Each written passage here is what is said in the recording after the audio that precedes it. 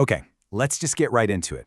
Welcome to today's Explainer, where we're tackling one of the absolute most controversial and honestly fiercely debated topics in modern relationships, age gaps. I mean, we see them literally everywhere, right? From our own friend groups to the front pages of the tabloids. But if you look beneath the surface-level gossip, there's this fascinating and sometimes really hidden web of psychological and power dynamics at play. So today, we're going to unpack the whole shebang, the science, the psychology, and the hidden structures of age gap relationships. To start, we have to address the elephant in the room. You've almost certainly heard of the infamous half your age plus 7 rule, right? It's that classic formula people use to figure out the socially acceptable lower age limit for a partner. But is it actually fact or fiction? Well, spoiler alert, it's complete fiction. Psychologists confirm there is absolutely zero scientific backing to this math equation. None. Yet, the fact that we all know it perfectly illustrates our deep-seated cultural obsession with measuring and judging age differences. We are just so desperate for a simple formula to tell us what's right and what's wrong. And the wild part is how unevenly society applies these judgments. Just think about some of the massive pop culture moments. When Taylor Swift, who was 20 at the time, dated a nearly 30-year-old Jake Gyllenhaal, it sparked this intense cultural scrutiny. I mean, it literally spawned an entire hit album analyzing that power imbalance. But when a 53-year-old George Clooney married a 36-year-old Amal, the societal reaction was vastly different. We basically cheered them on. We hyper-scrutinize a guy nearing 30 dating a college-aged woman, but barely bat an eye at a man in his 50s marrying a woman in her mid-30s. So the takeaway here is that age isn't just a number, it's heavily tied to the specific life stages of the people involved. Which brings us to Section 1, the science and statistics. Let's step away from the celebrity gossip for a second and look at what the actual empirical data tells us. What does the global baseline really look like? Get this. A massive study spanning 130 countries reveals that the worldwide average age gap in heterosexual relationships is exactly 4.2 years, with the man typically being the older partner. But geography totally changes the game here. That gap shrinks to just 2.2 years in North America, but then it expands to a massive 14.8 years in places like Gambia. So while age gaps are this universal human phenomenon, the actual size of the gap is heavily dictated by your local culture and environment. And we can break down those relationship structures even further. In 75% of heterosexual couples, the man is older. Couples who are exactly the same age, they only make up 15%. And what about those relationships where the man is substantially younger? They are extremely rare, clocking in at only 10%. So this older man, younger woman dynamic isn't just some Hollywood trope. Statistically speaking, it is the overwhelming norm around the globe. All right, moving to Section 2, the 25-year-old brain debate. This is a major friction point in this explainer. At what age are we actually fully equipped to handle the intense complexities of an adult partnership? There is a really fierce ongoing debate about this.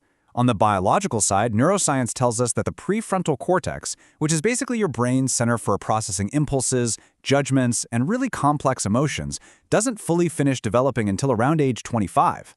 Because of this, some people argue that a younger partner might just lack the built-in self-assurance to recognize or call out bad behavior.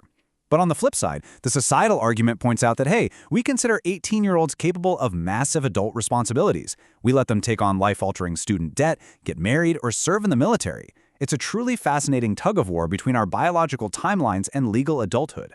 And that tension leads us right into Section 3, power asymmetries and manipulation. Because when we talk about age gaps, we really can't ignore the darker potential. Let's explore how huge differences in life experience can create an incredibly uneven playing field. In the psychology world, these are known as power asymmetries. When one partner is significantly older, they naturally tend to hold more power across these 5 specific categories. They might have a lot more financial security, higher social prestige, or just a greater emotional control that comes from pure life experience. Now, to be clear, a power imbalance doesn't automatically mean a relationship is toxic, but it absolutely creates an environment where an older, more established partner might consciously or even unconsciously hold way too much influence. And that's when a dynamic shifts from healthy guidance directly into control. And when that control becomes intentional, we enter really dangerous territory. This brings us to a critical definition you need to know: adult grooming. A lot of us associate grooming exclusively with childhood victims, but experts warn it is a very serious threat for young adults too. It usually happens when an older, authoritative figure specifically targets someone less experienced. It almost always starts with excessive affection, love bombing, gifts, that kind of thing, but it slowly transitions into isolating that younger partner from their friends and family, creating this complete, total reliance on the older partner. Another incredibly toxic tool used to maintain that kind of control is gaslighting. If a power asymmetry is being abused, the dominant partner might systematically start questioning the younger partner's reality, telling them they are just imagining things, or that their totally valid concerns are just naive. It's a calculated, insidious method designed to keep a younger partner emotionally dependent, constantly doubting their own instincts. Okay, let's pivot and look at the solutions in Section 4, identifying a healthy dynamic. We've talked about the risks, but how do we counteract them? How do you actually build a truly healthy partnership, even with a big age gap? To figure this out, experts love to rely on something called the equality wheel. It's a visual framework that perfectly illustrates what a safe relationship actually looks like in practice. In a healthy dynamic, power isn't hoarded by one person, it is actively shared. The outer ring of this wheel is built entirely on nonviolence, trust, and honesty. The inner segments require kind but assertive dialogue, shared responsibilities, and a deep respect for boundaries. So, in an age gap relationship, leaning heavily into this framework ensures that the older partner's life experience is being used to support the partnership, not dominate it.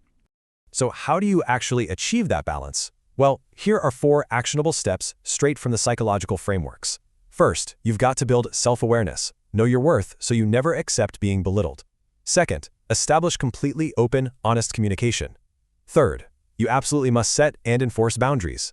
Honestly, if an older partner calls you immature just because you have boundaries, that is a massive red flag. And fourth, maintain your independence, both financially and socially. You need your own friends and your own money to ensure you are staying in the relationship out of love and not just dependency. Which brings us to Section 5, true emotional maturity. This is the ultimate underlying factor that determines if a relationship is going to survive, and it's a concept that people constantly and mistakenly conflate with chronological age. We need to cleanly contrast these two concepts because they are definitely not the same thing. Emotional intelligence is cognitive. It's a skill set. It's simply the ability to identify feelings. You could literally read a book on it over the weekend.